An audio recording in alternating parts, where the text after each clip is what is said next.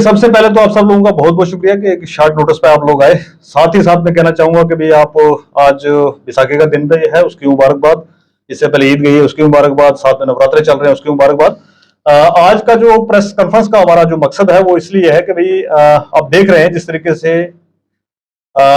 एक नाम लेते थे आपके गोदी मीडिया, लेकिन गोदी मीडिया बनाने वाले कौन लोग हैं? वो यहाँ की पॉलिटिकल पार्टीज ही हैं जो गोदी मीडिया को बनाती हैं। अभी एक रिसेंट एपिसोड हुआ है 2 दिन पहले, राजौरी के अंदर एक जर्नलिस्ट है रियाज चौधरी, वर्ल्ड रिलेशन के नाम से उनका पेज है और बहुत अच्छे तरीके से वो काम कर रहे हैं। उनको धमका के ये कहा जा रहा है कि जी आप जो है सिर्फ किसी एक पार्टी विशेष की जो है न्यूज वो वगैरह चलाओ, तो अदरवाइज ऐसा मत करो, नहीं तो आपको मारेंगे, हम आपको ये करेंगे वो करेंगे, इस तरीके की धमकियां दी गई हैं। आज की प्रेस कॉन्फ्रेंस का हमारा मकसद ये है कि भाई हम राजौरी एडमिनिस्ट्रेशन से, डीसी साहब से और एसएसपी साहब से ये रिक्वेस्ट करना चाहेंगे कि भी इमीडिएट इसके ऊपर एफआईआर लॉन्च की जाए। और एफआईआर करने के बाद ये कौन लोग हैं ये एंटी नेशनल, एंटी एलिमेंट्स जो है उसके अंदर, इनको पकड़ के बार्स के पीछे रखा जाए। ये हमारी आज की प्रेस कॉन्फ्रेंस का जो है डिमांड है।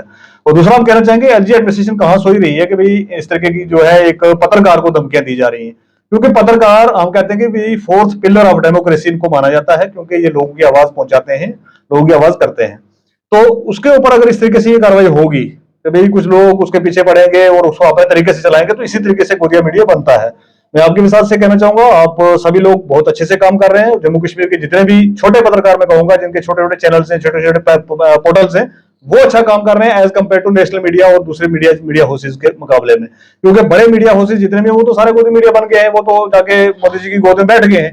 लेकिन अब छोटे चैनल्स को भी अगर पार्टीज के द्वारा इस तरीके से डराया जाएगा, धमकाया जाएगा, तो ये कतई बर्दाश्त नहीं किया जाएगा। तो मैं एक बार दोबारा से आपकी विसाल से, राजौरी एडमिनिस्ट्रेशन से, एलजी साहब से और वहां खासकर राजौरी के डीसी साहब से और एसएसपी साहब से गुजारिश करता हूं कि इमीडिएट इसके ऊपर एफआईआर की जाए और इसकी कार्रवाई जो है वो लाई जाए। वहां से सुनने में आया कि कुछ लोग ऐसे भी हैं जो गवर्नमेंट मुलाजमीन है। तो मैं पूछना चाहूंगा कि वो इलेक्शन कमीशन ऑफ इंडिया इस टाइम कहां सोया हुआ कि भाई गवर्नमेंट मुलाजमीन जो है वो मीडिया फैटर्निटी के लोगों को, मीडिया के जर्नलिस्ट को, मीडिया के उन लोगों को जो पेजेस चला रहे हैं, आपने जो न्यूज लोगों की दिखा रहे हैं, लोगों की आवाज उठा रहे हैं, उनको अगर धमका रहे हैं, तो इस टाइम पे क्या उनके लिए मॉडल कोड ऑफ कंडक्ट नहीं है? क्या मॉडल कोड ऑफ कंडक्ट सिर्फ एक आम आदमी के लिए है? क्या मॉडल कोड ऑफ कंडक्ट सिर्फ सोशल और ऑर्गेनाइजेशन के लिए है कि भाई कोई काम ना कर पाए, कोई कुछ ना कर पाए? मॉडल कोड ऑफ कंडक्ट जो है वो मुलाजमीन के लिए है और इसको इंप्लीमेंट होना चाहिए। खासकर राजौरी के अंदर जो इंसिडेंट हुआ है, इसके हम कंडेम करते हैं, सिरे से इसको खारिज करते हैं और इलेक्शन कमीशन ऑफ इंडिया से रिक्वेस्ट करते हैं कि जो भी मुलाजमीन इसके अंदर पाए जाए, क्योंकि उनकी video recording, voice recording time के साथ जो है वो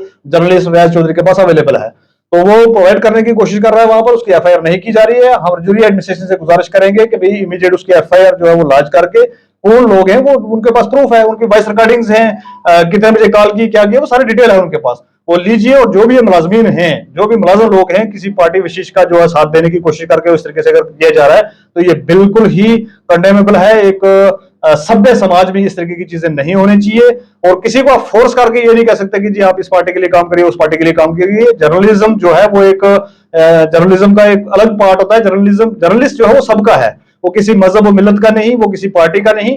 तो इसलिए हम आपकी वजह से गुजारिश करना चाहेंगे एलजी एडमिनिस्ट्रेशन से और खासकर राजौरी की एडमिनिस्ट्रेशन से, एसएसपी साहब से, डीसी साहब से, जनाब इसके ऊपर कार्रवाई करें। अगर आप इसके ऊपर कार्रवाई नहीं करेंगे तो हमें फिर धरना देने पर मजबूर होना पड़ेगा।